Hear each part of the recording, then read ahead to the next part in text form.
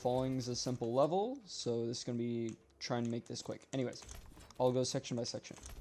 Emeralds, you want to basically be a route here. When you slash, it'll kind of shield you, not really.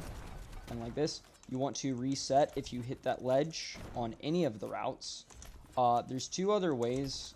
Like, okay, this start, you can get amethyst with it, but it will be hard to get amethyst, and it will even then be very close to this time.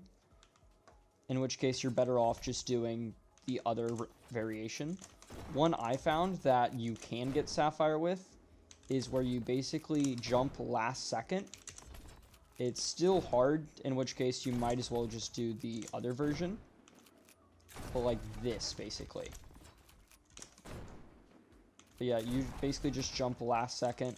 And in this route, as well as the other one I'm about to show you, you can pick up one of the cards, of which I would highly recommend. This other way, there's multiple ways to do it, but it essentially is bonking right on that ledge. And you can either jump before you pick up the card, in which you want to go at a wider angle, as well as wait to slash about halfway. Or you can jump as soon as or right after you pick up the card, in which you do about right here. When doing the bonk strat, you can look right up as soon as you do it. You have enough time, although kind of have to be somewhat fast. And you don't have to use arrow keys. You can. I wouldn't recommend it, but you can look up to use that as a reference for when to swerve to the side. And you should either be going over this railing just slightly, or try and go to the side in case you don't want to like bonk the railing.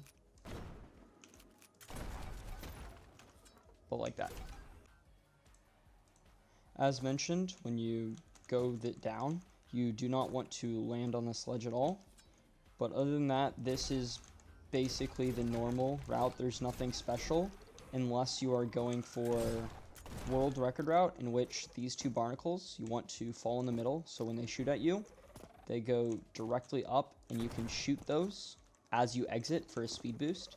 It does not give you any speed boost while you're falling. It is purely horizontal in this case. The reason I mentioned picking up cards at the top is so you can shoot these tripwires instead of having to slash them. One very important thing, regardless of route, is you do not want to be holding W against the wall, as it reduces your fall speed, like friction basically, and that is not good. So most people just like fall back here and then time it to then like hold W to go down through this. Now for this section. Once you exit, you should be just going this way. There are two different ways that I know of that you can do, other than world record, which involves a fireball parry. Bullet parry, I mean. You can either land on this little ledge here, or go right there on the lower part.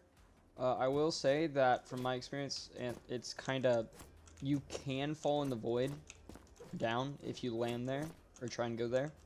But I know a lot of people do it because there's less chance of getting friction from this wall when you do this. And when you do that, you lose time. I would recommend doing this way because it's just faster, and yeah, it's just easier in my opinion. People that do go this way, they land here, immediately shoot the jumper, and then fireball as soon as they shoot the jumper. The way this, if you're going this route, you want to fireball right about here when 70% of your shadow is on top of the red door, basically. And you won't be shooting the jumper, you will be parrying its bullets, which will kill it. And then once you fireball, it's going to be, think of it as a slope. You want to go with the slope as opposed to at the slope.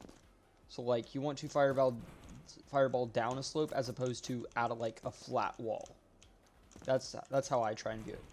The distance, like where you should fireball, is something you will eventually gauge, just like gauging the timing for that, as well as this. Like that's just something you naturally realize and learn.